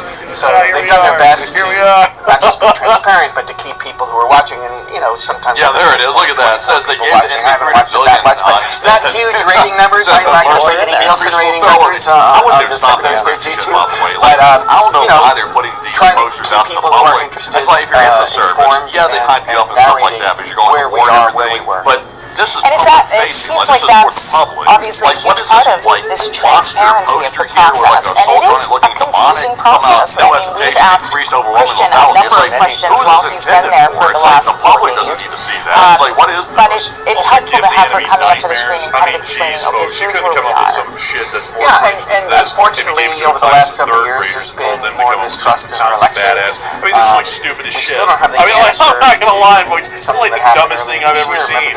Isn't this like Loki, like Amazon propaganda to say the demons of the U.S. Army? It's like this looks like a area on the post. It's like isn't this like putting in the propaganda? It's like we don't want to make our people out to be killers. By the way, like the people in our military, they do their job as they're serving the nation. They're not killers. That investigation is still open. I don't understand what this message is that's coming out of this poster like this. I think the Secretary of State has revealed that some I gotta say, give the enemy nightmares to give the enemy 300 billion instead. I think it was hard to stop. Oh man, but I gotta say, folks, recruitment ads like this are really create mistrust, and certainly the notion that really there's and also on top of that, it's like ballots do we for really hundreds want of thousands people of that votes again for 487 polling places ads like moving? these? Do we want them in the military? I mean, these people kind of seem, if this is like their whole deal, it seems to me like they're going to be probably committing war crimes, you know? The message in the poster says no hesitation and no mercy. It's like, bro, that sounds like a war crime statement in itself. It's like, well, that's a horrible message to be coming out like from a military that abides by these conventions. And we just Like, ran the ballots. that's not the message The you want to totals send match. out, and That's that's what why they call. That's apparently part of what they call looks good. reconciliation. Honestly, man, you know what this kind of reminds me of? What was reported from each community versus what That the totals line up. All The totals line up. And we it's saw like, you know how like showing clown the envelopes holes being in here sealed. trying to So play I remember with some you. of the videos They're from like, Christian this you week know, at one point the was Fox an envelope being held up, engaging the enemy showing with the bar. this is what it's from, this is where it's from, open it. I mean, it was all very laid out in front of the room and the people. I'll tell you, Phil and there's his more 24 realism other to be friends had watching on the YouTube stream this week. Hopefully you can all get together and have a good time when this is done. I think it was all the people from the campaign and like Fox 5 political reporters watching very closely as well. It's like, Alright, so this is again our look inside that room. Christian got the thumbs up when we last saw him. That it's not like we're biking on servers where you have to get high on shrooms to go attack them, you know? Yeah, it's like we're not trying to look tough, we're Still actually we trying to be wait, tough. Phil. It's like you don't have to, you might put this much effort Yeah, well, into it's, like a hard ass. It's like you're about probably this not. This is like posing and all kinds of stuff. It's like Janet Mills. Also, there's literally him in the We really poster haven't up talked there about at the top of the really an banner on the historic Twitter figure page right in here. the state of Maine. Yeah, it's The like first tattoo everything, boy first with woman tattoos everything. all over. Right, It's like, first woman come on, governor. dude. Before It's like, that, stop being a first fake woman tough attorney guy. It's general. like that Before that, the first fly. woman DA. You know, Not then just he's in always Maine, talking but about in like any physical fitness and stuff, county and he can't in do all of pull New up, he England, can't do right? bench She was press. in Andrew At least he's Stockton, physically a couple fit as other me. counties Like, up there. it's like, that's pretty bad. I mean, Really y'all seen me in a couple of like face reveals on the actually- show. I'm not really that fit. Got He reelected actually doesn't bench comfortably. press. Saw him on the video doing it. Some people had clipped out the part that they just try to do it dirty with us. Lowered He by was bench Chuck pressing Schumer in like in Washington front and of other soldiers National before you Democrats. like until failure, which is what some people do when they're Toured working the out. last year And in some the people Senate clip race. just the Didn't end work of it out where so well like for he was her. like barely able to do one of them, but he'd actually done like a whole bunch of them before. race clip to just that succeed her. part. So that was And like obviously there are two women running trying to make him on look the bad. Democratic But side. he is a wannabe tough guy, though. I will say Closely with that. her. But I think that's why we have such a large field overall. As we see in presidential races, you know, and it's been 8 years. And then a whole lot of people get involved. Oh my God! What the heck scared the hell out of me? That was like a flashbang to the face. Democratic side, Like seeing nurtured. It was like, man, what's the Department of War? Yeah, what does it have to do with the Department of War? It's the boss, and it shows a picture of the president looking like a bug. It's like, what is this? Bush family, hey, it's in his blood, right? One former state senator, but the rest are really newcomers to politics, certainly elected politics. But there's a lot of them, and as you were saying earlier, there could have been more. We know people who held office in the Republican Party who might have been attractive candidates, but they decided to sit it out for whatever reason. Very personal decision. I'm curious, campaign-wise.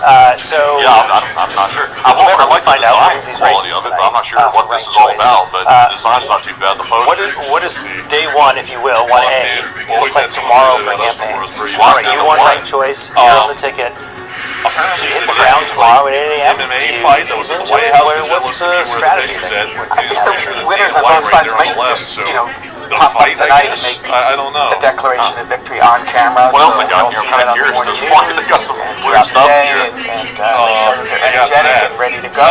Let's see. I think the We losers, will find you. a man or a woman, will probably just put out statements. Some will be more disappointed than others. That one's pretty decent. I mean, like that one's I think that's actually like classic the other thing stuff to look for in the that's next kind of couple days are some appropriate. Like community if you're gonna events. put something out, that is not bad. So at least it's not cringy like brutality type We'll stuff. see who shows up Yeah, I mean, like for that. a legacy. And I think the Democrats may have one as early as next week. Same thing. It's showing a proud moment in American Okay, history. that is the message. Christian Harsa live for us again in Augusta at this polling, at the tabulation place. Christian, hi. Like, you can't make it dumber. Hi, Brian and Amanda. This has been a long process. As everyone who's been watching this knows, it's been a 5-day tabulating process, and 9 days ago we had the election here. So I want to start to walk us through all the work that has been done to be able to get us to this point. So yes, we started tabulating here in Augusta 5 days ago. The process really began on election night with all those preliminary results. That's what the AP has been reporting. But then after that, you have to start putting all of those documents and pieces together.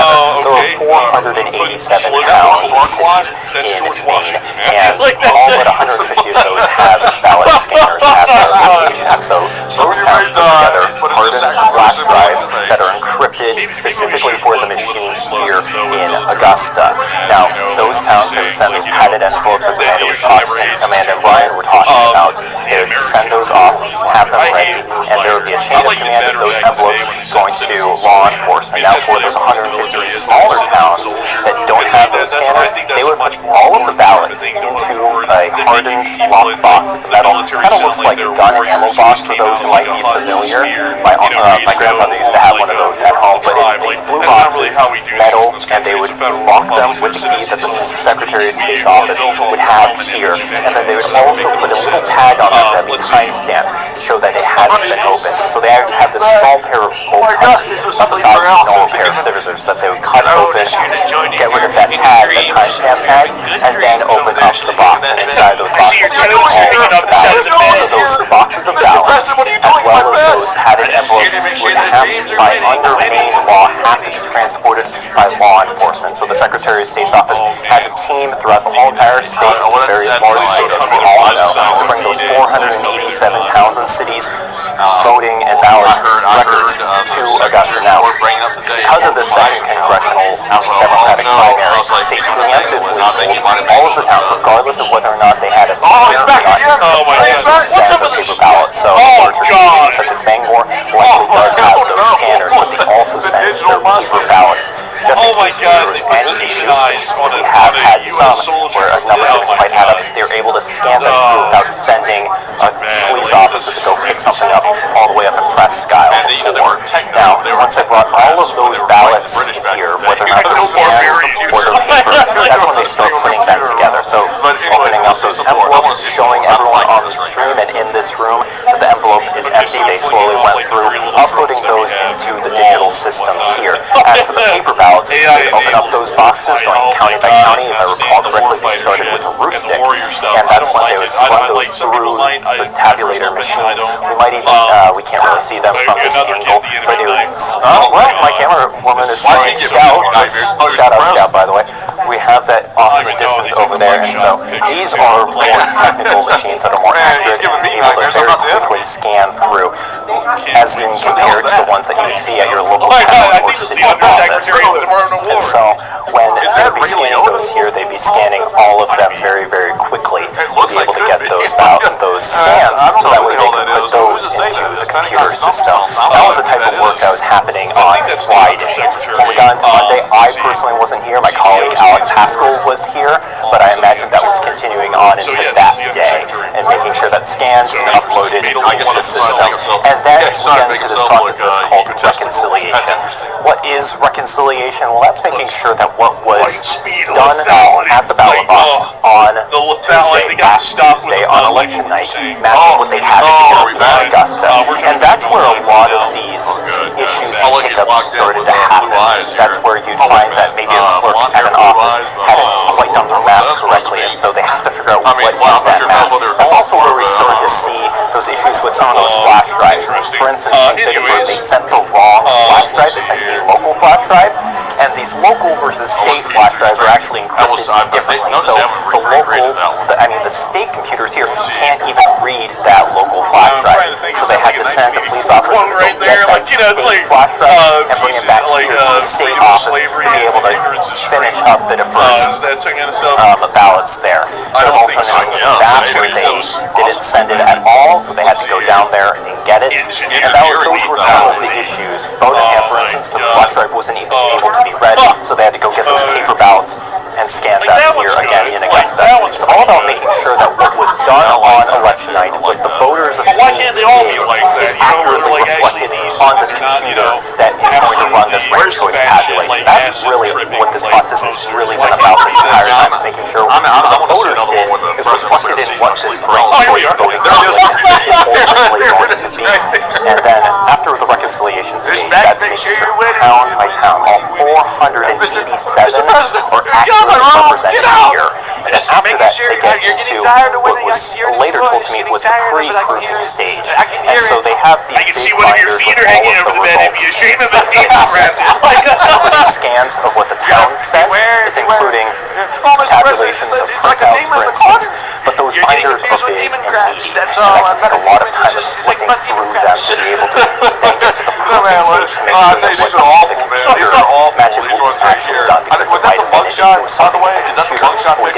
They did find these in the Secretary of State's office, that there was some discrepancies about what was in the computer in that proofing process. But that pre-proofing process was all about efficiency, consolidating the numbers of these 5 ranked choice voting elections into one page per town. I was looking at Auburn earlier. I would say there was probably 20 pages that the elections officials here would have had to flip through to validate, to make sure that the numbers were accurate, but they consolidated all that down into one piece of paper with all the wards and precincts of those towns, and it went 1 through 5 for the Democrats, 1 through 8. Don't forget we have State Senator Jim Libby on there, and then also for any relevant CD2 races, any relevant local elections for that House 58 and Senate 4. So that was that pre-proofing stage. And then the proofing stage was this last part that we were waiting for on this whiteboard, was going through all 5 and making sure that what was in the computer matches what has been verified by the state election officials here in that reconciliation process. That's what we were working on today. I believe it was about at 10 o'clock that they started working on that. But we also do know how they're going to go through these elections with the tabulator machine and laptops. So they're going to start by announcing the gubernatorial Republican primary winner, and then how those ranked choice tabulations went down. Then we're going to move on to the Democrats, then the CD2, and then we're going to go Senate District 1 first, and then we're going to go to that House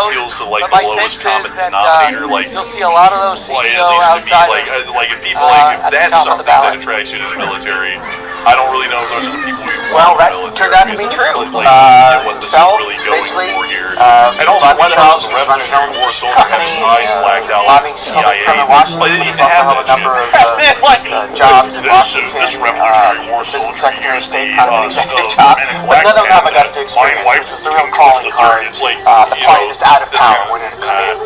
Maybe some of that. I want to talk a little bit more about Ben Midgley. We were talking earlier about the art side. Correct. Thank you very much, good sir, for that. You observed some of the signs are being removed, and I suggested that was maybe so much BS. We volunteer as soldiers, and that's actually not right. There is a state law that we're not limits the number killers. of We days do what you must can be done for have the freedom of the signs out Republic. And where's the poster for all year. PTSD? I'm surprised by that Also, that's not during my the ranked even, choice sir, but tabulation, I don't though. really know many You would veterans. think that would... I can name one of them. Right, because I do believe it's something like 3 days that you have to part of it, by the way. But I think it's 12 weeks per calendar year. I think that was so part of you have to remove. I think we're going to see a lot of the signs get removed and then come back up in the fall. At least the people who are still in it. So wrong to suggest that Midgley was giving up by taking down the signs. She's complying with the law. And I'm also told that I was suggesting earlier to say some people saying like they're not killers. Like they're only doing it in the defense. Don't endorse They're not like going around looking to harm people like on purpose. They're doing it out of Lauren LePage has been in politics a long time. Yeah, I would agree. The U.S. military only kills when it's absolutely necessary. The taking of a life is something that's not trivial. It's fairly serious even in active war.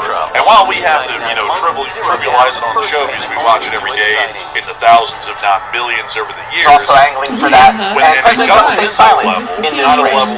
J.D. Vance came, you may remember, to Bangor last month, and emphatically endorsed Paul LePage for CD2. Now, he had no competition. He's the Republican nominee by acclamation, and so we're going to start seeing a lot more of Paul LePage campaigning against whoever wins this Democratic primary. We have Joe Baldacci, killing is Matt just Dunlap, the and hell of it. Jordan Wood. Jordan Wood's interesting because he actually started as a Senate candidate. I'm not a big fan of Younger person, he's from Lewiston. That's right. That feels like so long ago. Before Graham Plattner, before Janet Mills was Jordan Wood, 36 years old. He lived actually in Bristol at the time, not in the second district. And now he does live in Lewiston with his husband in the second district. And he had to move to make the race, at least politically. Legally, you don't have to live in your progressive district, but politically, we all know you have to. Sure, right? Like a city council district, anything else. So, he had to maneuver. Which the military should never do. The military doesn't have to sell himself, if you will. The military has allegiance to the United States of America through its constitutional framework. That's right. He waited when Golden dropped out. At that time, he wasn't. But he's not the person. It seems getting that much traction in the Senate race for Graham Plattner, also an unknown person before, shot out like a rocket. Bernie Sanders endorsement, and a lot of national press just as an announcement, which is kind of interesting and different. So I think Jordan felt a little boxed out there, and he switched. They said, how the hell from now he's in third place by just a little bit. We'll see how it goes when they run the right choice. And the vote on Tuesday. And responded similarly, relatively unknown name as well. We have very respectable showing. Some people say he overperformed. He wouldn't say that. He was very confident. He worked his butt off. He had a lot of town halls. Started earlier than everyone. And has a very progressive message. I would like to go to China and see like a lot of their cultural and historic sites, but sadly, so is Matt Dunlap. Joe Baldacci has a more nuanced position. He's for phasing it in, maybe lowering the age to 55, and then more incremental approach. That was one of the differences in the Democratic primary. A really neat thing. And Go ahead. I'm curious. We've talked about the names quite a bit, obviously tonight, but a lot of familiar names of family members related to people, political names. Did that carry as much weight for you as you thought it might going into the primary? Well, I asked all of them. I mean, let's start with Angus being the third. I mean, when I sat down for my profile interview with him, my first question was if your name was Angus Smith. For that support, we appreciate that. And I also said, does it take some audacity? Can we start Your calling first it run for office to go for the state's top job. You're awesome, and take one from the chat. But I guess the son of a governor, son of a U.S. senator, maybe your sights are a little higher. I mean, he handled himself, I think, very respectively, very well. He only got like 70% of the vote. Or my own 17,000, 17,000. Right. And I don't think it's the last time Angus came to third, but I think there was a lot of confusion early on. Some of the early polls showed him winning. We talked about poll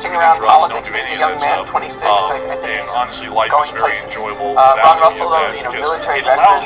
Your dopamine career Army normal things rather than having to get involved sauced or with having to have the smoke or having to do infamous drugs. or famous, depending on your point of allows view, you to Battle of actually Mogadishu enjoy back things when on a President normal Clinton spectrum, sent like troops to normal, Somalia, the not Black big Hawk person, Down at least incident. to me. He But a talked big dramatically thing about that that in is the addressed that Republican well. And State with that, we're on Convention. the next one.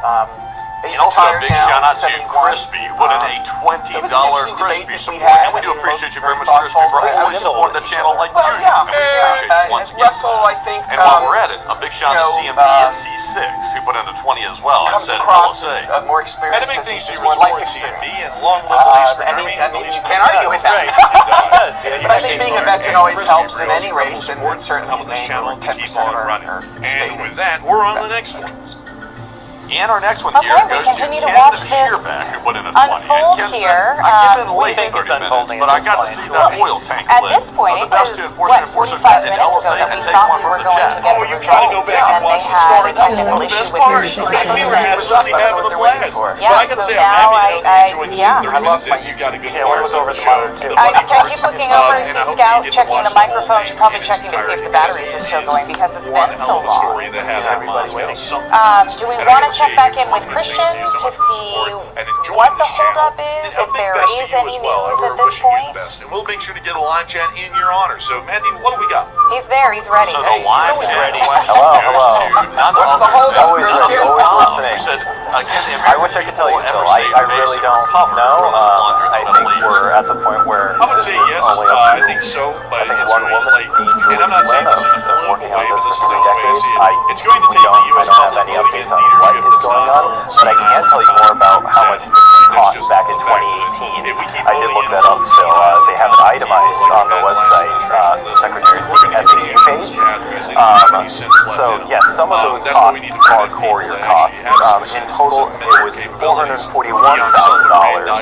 I was a little overestimating it with 445. It's 441 and $804 Yeah, you know what's really goofy to me according to is the why do Secretary of people State's think office back in that we have to pay for the 2018. leftovers? Like, So why how are we much did taking ranked choice people that voting are cost like back already then? in the So there's a system? startup It's like, cost, and that why not look includes outside the purchase system? hardware People for that are like local doing all area kinds of network. stuff like that. Like, I already see people And so saying, that's well, the vice about president for this chance $30,000 right there. And then on top of that, it's the software. So that's partially what they've been plugging into to be able to run or at this least have a good head on their tabulation. shoulders so they can learn. And that, for the lease alone, costs $22,000 and $400. Take a new fresh person instead of picking from And these then leftovers really that the have been courier around service, for which is what decades. Phil was It's asking like they've about. been around for decades, and we're That in those swap cost in right for now. the primary alone, just the primary alone, that ballot we want retrieval somebody was else to do. I mean, where can we nearly go wrong? Because somebody do they can't do a worse $31,000. And job then in than the general now. election as well, they And have also that on top of that, noted like right another here. thing is Costs speaking just about about the the other same, side, I actually would the say same most of amount, the $30,000, $875.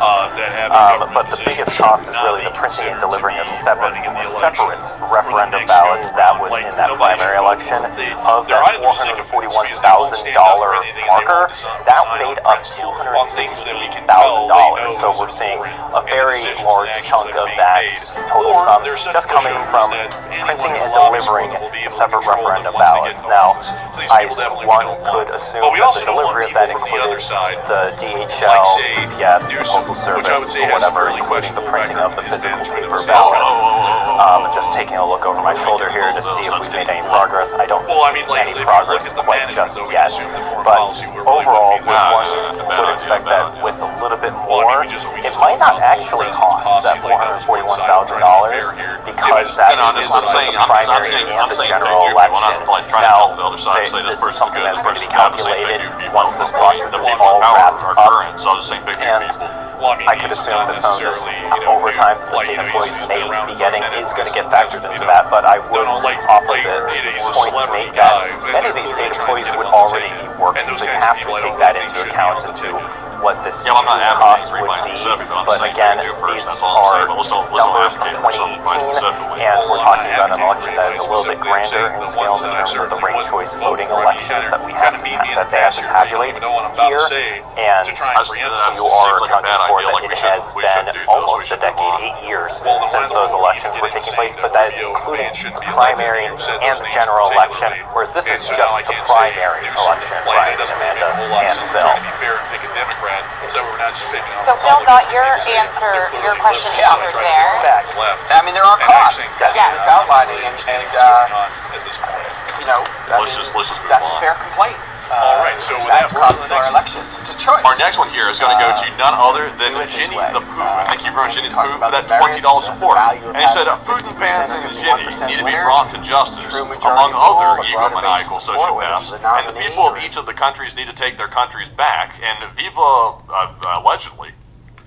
And I gotta thank you so much for supporting this channel to keep it running. And I would have to say that sadly, folks like those, usually dictators that are in control of the People's Republic of China or the Russian Federation, they never really get into any sort of trouble for anything that they do. They usually just end up dying kind of peacefully, and then they kind of change history after they die, kind of like with Stalin, really. But I would generally see that that's probably, unfortunately, what's going to be happening with both of these folks if things keep going the way they are. But a big thanks to you for support and help this channel to keep it running, and I hope that does address that well. And with that, we're on the next one. We also have here a 20 from Lee Mitchell, and thank you very much, Lee, for that $20 support as well. He said, if Russia attacks Ukraine from Belarus, do you think Ukraine would follow through on its threats to attack Belarus, even if Belarus doesn't use its own forces, simply allowing Russia to use their territory? And I would say that Ukraine would definitely attack Belarus. They've already made that threat pretty clear, and the Ukrainians follow through on their promises or their threats that they make. So I got to say, generally, that they probably would follow through with attacking the territory of Belarus. So a big thanks to you for the support and helping this channel to keep it running, and I hope that does address that well. And with that, we're on the next one. We also have a 20 from Roper6, and thank you, Roper, for the 20. And he said, it's amazing how uninformed regular media outlets are about these conflicts. And you guys are as revolutionary as the drones we see every day, and go LSA. And honestly, I would agree with you on that, actually. Regular media outlets, I'll be honest with you, they don't even really cover this stuff, so they don't really have a chance to be informed or uninformed, really, because they just don't cover it as a whole. They're more focused on, tit for tat with the politics these days, because I think they've realized that's something that always sticks around. There will always be political hoopla going on, so that's something they can run 24/7, and it's all about making a buck for them. So that's why they're doing that. The stuff that we're covering right here is not 24/7. It's not constant. It comes and goes in waves, and to them, that's not really a huge moneymaker. But unfortunately, what say you? I would have to say that that's actually pretty true. Like, there really isn't a lot of media companies that cover what we cover because they believe that there isn't going to be the ratings and the market share necessary, really a market share necessary or large enough to be able to keep up the ratings that they have with politics. So they stick with politics because that's been proven to be a huge ratings boon. And that's actually something you can see quite clearly, not in the news category, but in the talk show category, because a lot of the talk shows back in the mid-2010s found out that leaning heavily into politics on their talk shows exploded the ratings. Nowadays, that actually isn't working anymore. A lot of the talk shows are being canceled because the ratings have now gone to rock bottom, because you can only do the same shtick, every day on a talk show for like 10 to 12 years, and people not get tired of it. So a lot of the talk shows are actually being canceled as a result of that now. But outside of that, though, a lot of them have just found out that that's the way to keep ratings up, to keep money rolling in, and so that their top priority isn't good news coverage and quality news Dreaming coverage. of the perfect home gym, on this channel, you fill your it's just to make space sure with that too they many talk about machines, whatever is but they take up way too much room. You don't need a different machine. So big thanks to you for support and helping this channel to keep it running, and I hope that does address that incredibly well. And with that, we're on the next one. And also, a big shout out to Old Warrior Power. Thank you, Old Warrior, as well. He said that you didn't realize that video of that hat will be as emblematic of the war as much as the you guys should be happy I showed you guys. You guys are out there watching fucking. It probably will be, honestly. It's probably about the war, because it's probably one of the craziest things that I've ever seen, actually, a warrior fella. And I gotta thank you impressively for that support. And this channel keep it running. Because folks like you help us make this thing possible to keep it rolling each and every single day. So huge thanks to you so much once again. And with that, we're on the next one. And we also have a $30 support from Game Theory. And thank you very much, Game Theory, for that support. And we do appreciate that. Sadly, definitely not like those, but we do appreciate that support nonetheless. And also, I want to clarify something on my end, by the way. In case somebody took my comment earlier as being political, I don't think I saw anybody in the chat saying it, but if somebody was thinking it was, I was not saying that Rico would be a good or a bad pick, by the way. I was simply saying that we picked the money there. That was it. So, not advocating for or against anybody, just making a general estimate, just to clarify that in case people think it was political. But anyways, though, Like, Force would say you. Well, actually, that's what I was going to say. Every time I say I keep it real, guys, I got a lot of streamers that don't like me. Especially listening to this. They don't like that I punch. People criticize me about what you want. Trump's the only one that keeps it real. He's the one who's going to be more extreme like you guys. That wasn't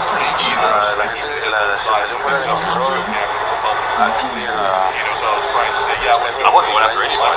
That's what I'm saying. I wasn't going after. I wasn't saying we're doing bad work. I was just saying we should pick somebody new. That was what I'm saying. So fresh things. That's what I'm saying. No, ya cálmense, váyanse para la Well, casa. yeah, that's what I was trying to add on to.